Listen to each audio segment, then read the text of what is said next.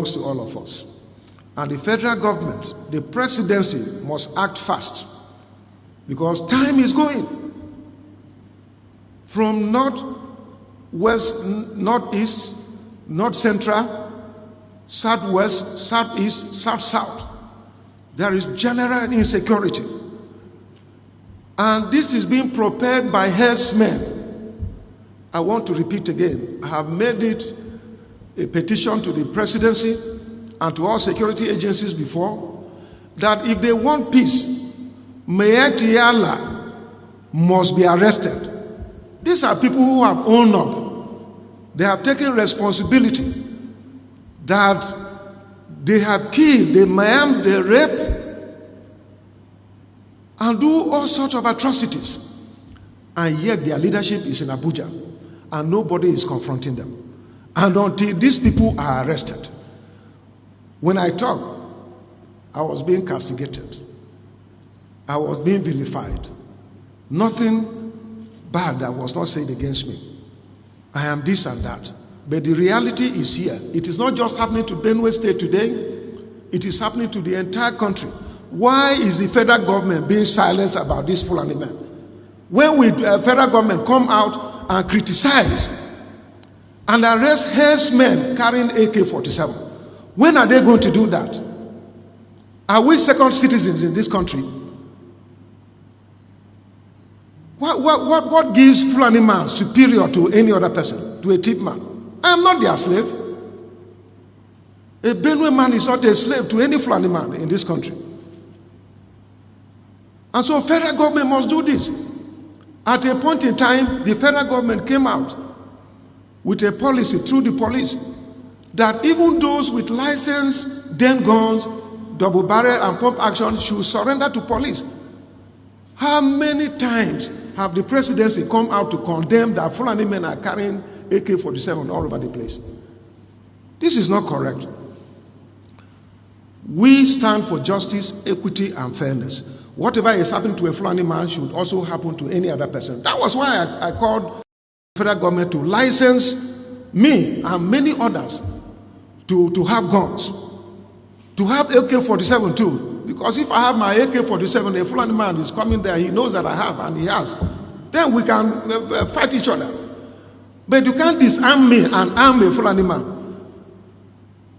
This is the point. So this is not right. The federal government is biased, is unfair. The failure in security is caused by federal government. And maybe what I perceived is that the president is not aware of this. Because if he were aware, he will stop it. I know General Muhammadu Buhari retired as someone who is disciplined.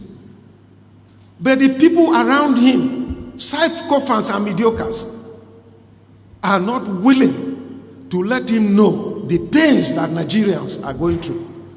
Mr. President, in case you're listening to me, I want you to know that your people, Nigerians, you promised Nigerians that you'll be fair to all. You said that you will be for everybody and for nobody. And now it will appear that you are just for Fulani people because nothing is coming from you to give the people confidence that you are their president. You are the president of Federal Republic of Nigeria. You are not the president of Fulani. You are the president of everybody. And I owe you a duty as a stakeholder in this nation to let you know that what is going on is wrong. And this had the potentials of dividing this country, which will not be in the interest of anyone. Some of us believe in the unity of this country. We believe in leadership, that every leader comes by God. But we have you the responsibility to advise you when things are going wrong. It is not everything that I know as governor, but I depend on lieutenants. So you must depend on us. The whole country, those who are silent, are doing that as sycophants and mediocres. They're not willing to tell you the truth. The Bible says you shall know the truth and the truth will set you free. Mr. President, if anybody is deceiving you that all is well, it is not well with us here in Benue State. And what I can hear from other states, it is not well with Nigeria today. You must act fact before it is late. So this question of are raising those who oppose to Fulani men. I also heard about the press statement issued by the presidency when the governor of Ondo issued a 7-day ultimatum that the Fulani should leave the forest. The presidency came out swiftly and said that it is wrong for him to say that. But when people are killed in Benue, killed in Ondo, killed in Ekiti, killed in Taraba, killed in Jigawa, killed in Zamfara, killed in all these places by these herdsmen, and they come out, there is one Fulani social cultural organization called FUNAM, who came out and claimed responsibility and said that they are going to do more. They will mobilize Fulanis from all over the place to come and take over Nigeria, that it is their ancestral land. Presidency did not say anything. But they quickly ordered the arrest of an activist who stood up to speak and to work against his people. What else will you do? When you see your people being killed, you see your people's farm being razed down, being eaten off by herdsmen, what else will you do as a patriotic person of that community? What else will you do? It's just the same thing. The World Terrorist Index have described Fulani as the 4th terrorist group in the world. But up to today, they have not cared, the federal government have not cared to declare herdsmen as terrorist organization. And they have gone further to form Mietiala, Cattle Hore, Mietiala, Cattle Breeders, Mietiala, this one, Funam, that one. And federal government is romancing with them. And federal government comes out to defend them. Anything time something happens to them. But when they cause pains in the lives of other people, federal government will keep quiet.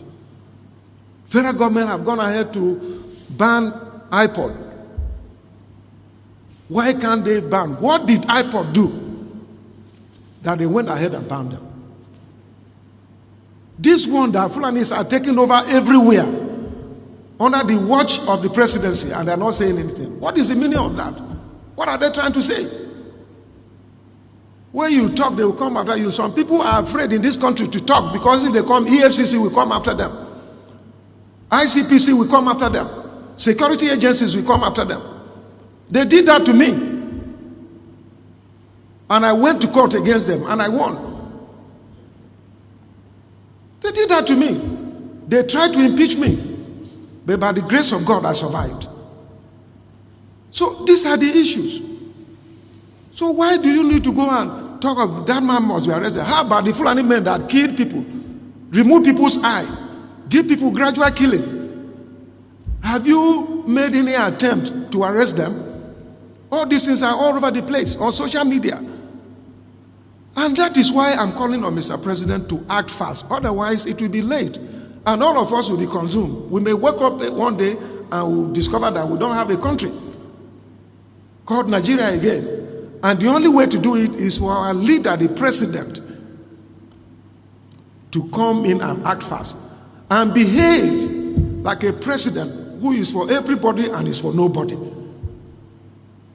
But the way the presidency is behaving now is a contradiction to what he told us and the oath of office that he took. Hi, everyone. If you have not seen with your eyes, certainly you must have heard with your ears. It is no longer a story in this our very country what the citizens are going through. I thank this governor of Benue State, for exposing and saying the truth. I thank him for calling a spade, because in this zoological republic called Nigeria, nobody likes to say the truth. No one volunteers to explain his feelings or her feelings.